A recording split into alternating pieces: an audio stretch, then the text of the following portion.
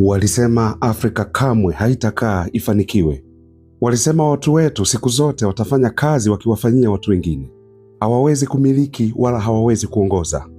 Kamwe hawawezi kujenga chochote. Walisema hatujitambui, tumekaa kama misukule hivi.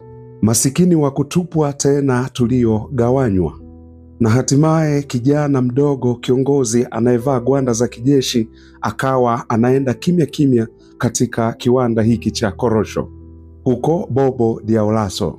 Hakuna maonyesho ya nguvu mpaka wapiga ngoma, wacheza ngoma wakae wanacheza cheza. Hapana. Hakuna washauri wa kimataifa wakiwa wanamnong'oneza sikioni.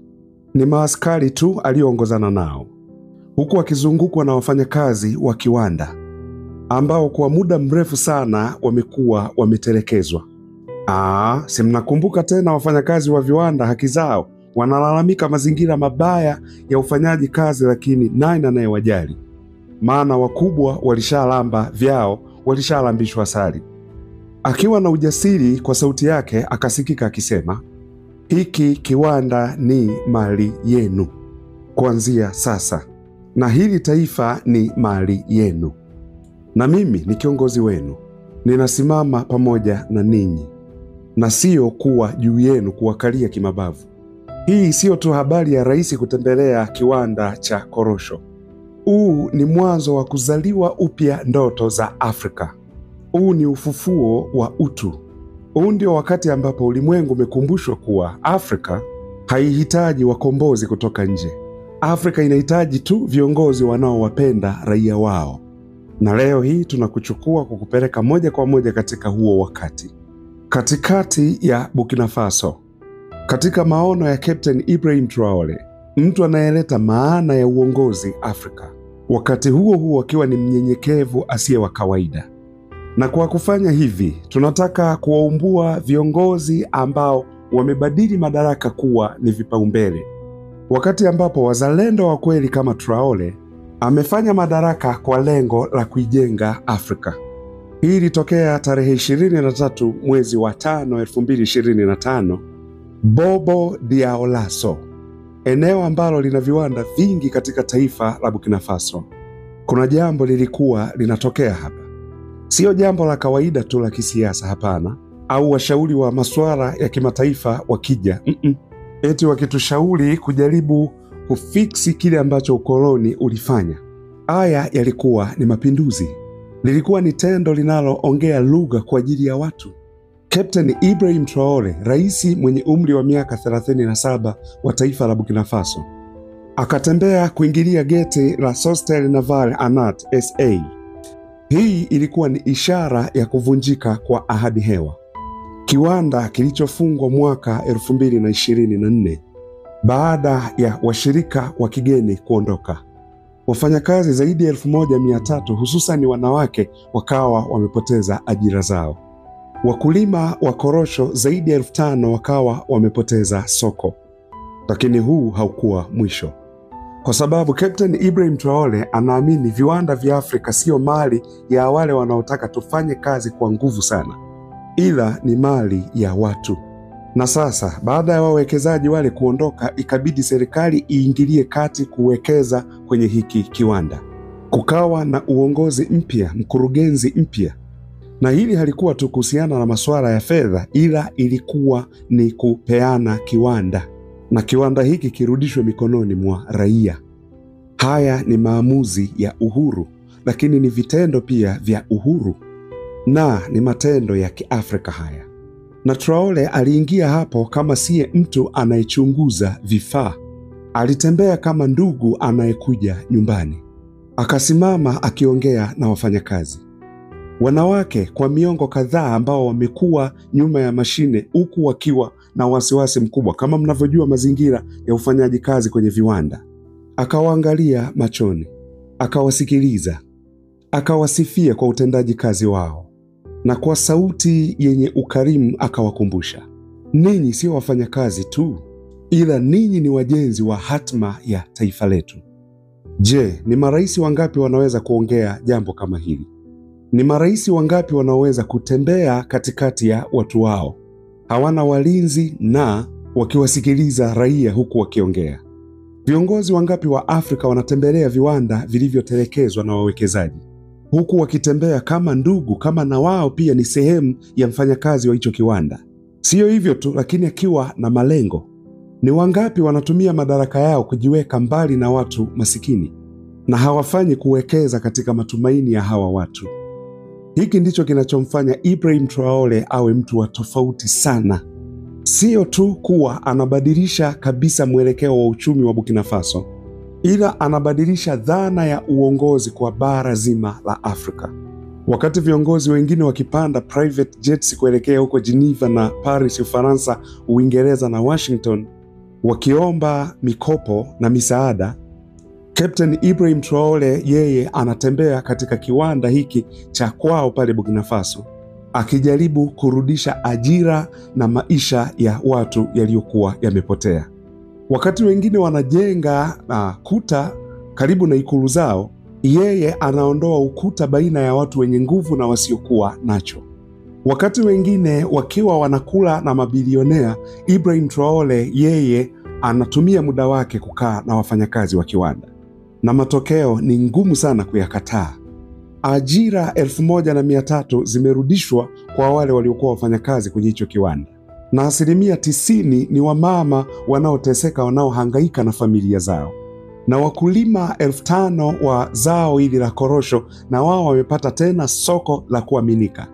Bidhaa zitakazozalishwa kutokana na hiki kiwanda manake zitawafungulia njia wafanyabiashara wa Kiafrika, lakini na wafanyabiashara wengine kutoka nje ya Afrika, lakini kuja kununua bidhaa ambazo zimetengenezewa Afrika, na sio bidhaa ambazo zimekuwa dictated na watu wanyonyaji kutoka nje.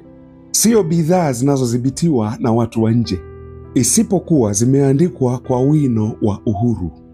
Na hivi ndivyo ambavyo Pan-Africanism inavyoonekana, ambapo hiyo Pan-Africanism sio tu slogan, hapana. Huu ni uhuru kiuchumi. Hii ndiyo ndoto ya Thomas Sankara inayotimia pale aliposema, acha tuzalishe Afrika, acha tuvitumie Afrika, acha tukuze Afrika. Na Captain Ibrahim Traore anafanya kama hivyo. Hasubiri eti wakati muhimu ufike, wakati maalum ufike. Hasubiri kupigiwa makofi, hapana. Yeye huwa anaingia kazini hata wakati ambapo kamera haziangalii, na watu wanahisi wameona, wanahisi wamesikia, wanahisi wameheshimika sana, kwa sababu heshima sio tu hotuba na bendera kupepea, ni kuhusiana na vitendo. Na kwa Traore, matendo yake ndani ya Burkina Faso yanaongea kwa sauti kubwa kuliko hizi demokrasia za kuazima, na watu wanamwamini, si kwa sababu tu ni bingwa wa kutoa ahadi, lakini ni kwa sababu huwa anaonekana. Hakuna zulia jekundu, hakuna show za ajabu ajabu, ni buti zake tu na gwanda za kijeshi, akiwa amevaa huko akikanyaga ardhi ya Burkina Faso, na akiwa amefungua mikono yake tayari kwa uchapakazi, kwa sababu uongozi wa kweli sio kutoa hotuba, ni uwepo, ni kuhusiana kuingia kwenye vumbi na joto kali, wakati ambapo moyo wa uchumi wa taifa ni viwanda. Na hiki ndicho Ibrahim Traore amekichagua. Sio starehe, sio kupigiwa makofi, ila uchapakazi. Anaangalia kwenye mifumo inayovuja na kusema, hii tutairekebisha wenyewe. Anaangalia wanawake wa mama wanaofanya kazi bila kuchoka na kuwaambia, ninyi ni uti wa mgongo na sio mzigo. Anawaangalia vijana na kuwaambia, hatima yenu haiko kwenye jahazi au meli kutoka Ulaya. Iko hapa kwenye ardhi hii, kwenye chuma, kwenye jasho la viwanda vyetu wenyewe. Na huu ndio uhuru wa kiuchumi. Watu kupata ajira, wakulima kuwa na soko la uhakika, na huu ndio uhuru wenyewe, uwekezaji, na sio utumwa wa IMF. Wakati ambapo viongozi wa Afrika wengine wakiwa wako bize sana kutambuliwa na mataifa ya nje, Traore anajenga taifa ambalo hatima ya taifa liko mikononi mwake mwenyewe.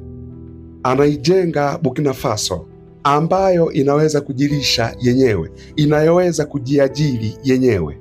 na inayoweza kujitawala yenyewe bila kufanya makosa yoyote. Hili linawaogopesha sana vibwengo mabwenyenye, kwa sababu pale watu ama raia wanapoona kumbe ni rahisi kuwezekana bila kuomba misaada na ni rahisi kuongoza bila kuiba, pale wanapoona kuwa ni rahisi kuinuka bila mikono ya manyang'au, basi uongo wao waliotengeneza kwa muda mrefu kwa Afrika iwezi kujitegemea unaanguka. Na ndiyo maana mapinduzi haya yamekuwa hatari sana, kwa sababu ni ya amani yenye nguvu na yanayowezekana. Sio kuhusiana na bunduki, ni kuhusiana na utu. Si tu kuhusu utaifa, ila Pan-Africanism, yani umoja wa Kiafrika.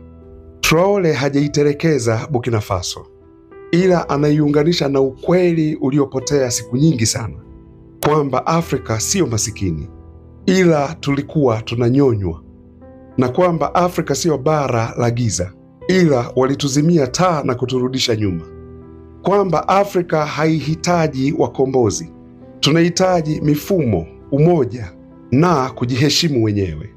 Sasa wakati ambapo watoto wetu wamefundishwa kwa ajili ya kuangalia nje kupata ushawishi, na kwa sasa inabidi waangalie Afrika. Waangalie kwa mtu ambaye haendeshi limousine, ila anatembea akikanyaga sakafu ya kiwanda. Kwa mtu ambaye hajengi masanamu yake mwenyewe, ila anajenga majukwaa kwa ajili ya wengine, huku akiwatengenezea ngazi waweze kupanda kufikia hayo majukwaa. Kwa mtu anayewaambia watu wake kuwa mapinduzi haya ni kwa ajili yenu na ni mali yenu na sio mimi. Hii ndio aina ya uongozi ambao unafanya kulifufua bara la Afrika au kuliamsha kutoka kwenye usingizi wa kifo. Na wanawake kwenye kiwanda hiki sio wafanyakazi tena tu hivi wa kawaida kama ilivyokuwa mwanzo.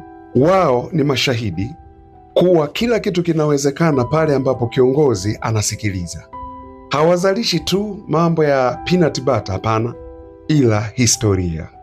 Kila boksi wanalolijaza hapo linaashiria kukataa kuwategemea watu wengine ila kujitegemea.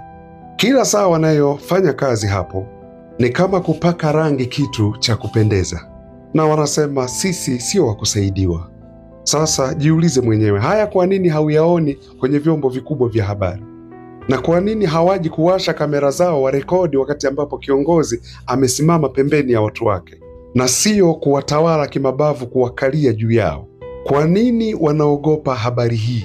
Kwa sababu hii haiendani na skripti wanazoziandaa, kwa sababu itawaaibisha viongozi ambao ni vibaraka wao wakiwatumikia wakiwa ndani ya suti na huku wakiwa hawajafanya lolote. Na hili linaonyesha kuwa ule wakati ama zile zama za vibaraka zinaisha, na sasa zinakuja zama za viongozi wenye kujali raia wao.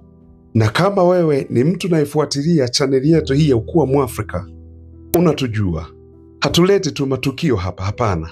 Tumebeba moto wa ukweli, moto wa ukuu wa Mwafrika, moto unaosema hatusubiri mabadiliko, sisi ndiyo mabadiliko yenyewe.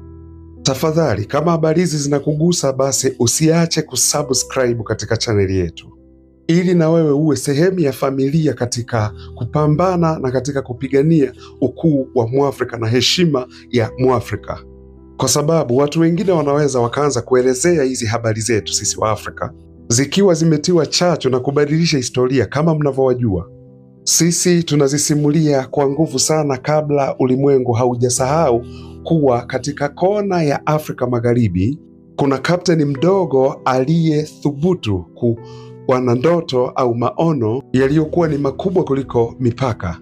Alikuwa jasiri kinyume cha hofu, na alikuwa akiwakumbatia watu wake. Hii siyo tu kuhusiana na Burkina Faso. Hii ni kuhusu sisi sote. Ni kuhusu Nigeria ambapo viwanda vimetelekezwa. Ni kuhusu Kenya ambapo vijana wanalia kwa ajili ya ajira, hamna mtaani. Ni kuhusiana na Senegal ambapo demokrasia sasa inatingishika. Ni kuhusiana na watoto wa Afrika ambao waliambiwa ili uweze kufanikiwa, mafanikio yako lazima utoke nje ya bara la Afrika. Na Traore akasema hapana, unaweza kubaki hapa hapa Afrika na tunaweza kuijenga Afrika yetu na tunaweza kuendelea hapa hapa nyumbani Afrika, katika ardhi ya Afrika, pamoja na mikono ya sisi wenyewe wa Afrika, kwa ajili ya hatma ya Afrika.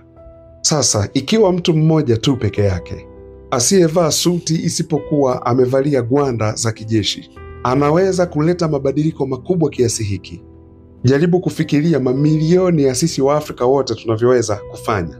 Jaribu kufikiria bara zima la Afrika, kila kijiji kigeuke kuwe na viwanda, kila kijana awe ni mjenzi wa mama Afrika, kila mwanamke awe waziri wa mafanikio. Hatima hiyo siyo miujiza tu, ila ipo na inatusubiri. Kwa mioyo jasiri na macho yaliyofunguka wazi na mikono ya Kiafrika kwa ajili ya kulishape bara la Afrika. Na wakati ni sasa. Na hili ndilo linalofanya ndugu zetu, akina kaka, akina dada, tuweze kuleta habari hizi. Na uweze kusubscribe katika chaneli hii, huku tukielekea katika ukombozi kamili wa mtu mweusi na bara mama, bara la Afrika. Mungu ibariki Afrika. Mungu mbariki Captain Ibrahim Traore. Mungu tubariki wa Afrika wote kwa ajili ya ukombozi wa bara letu ulilotupatia. Asanteni sana.